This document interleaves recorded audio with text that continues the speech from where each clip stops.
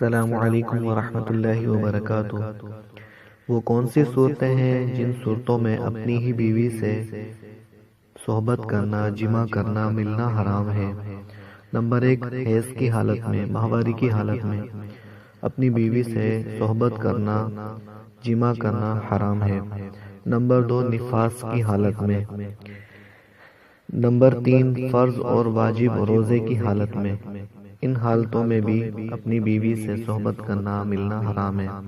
Number 4، نماز کا وقت تنگ ہونے کی صورت میں، یعنی نماز کا وقت بالکل تھوڑا ہے اور آپ اس کو مجبور کریں اور اس سے صحبت کریں، نماز نہ پڑھنے دیں، تو اس صورت میں صحبت کرنا حرام ہے۔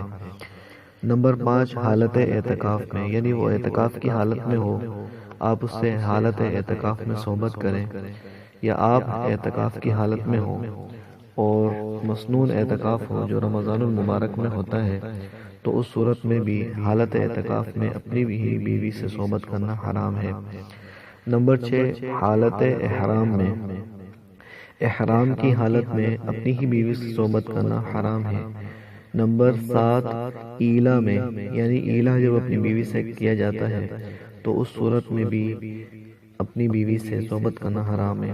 نمبر 8، زہار میں کفارہ ادا کرنے سے پہلے، یعنی آپ نے اپنی بیوی سے زہار کیا ہے اور کفارہ ادا نہیں کیا تو اس سے پہلے صحبت کرنا حرام ہے۔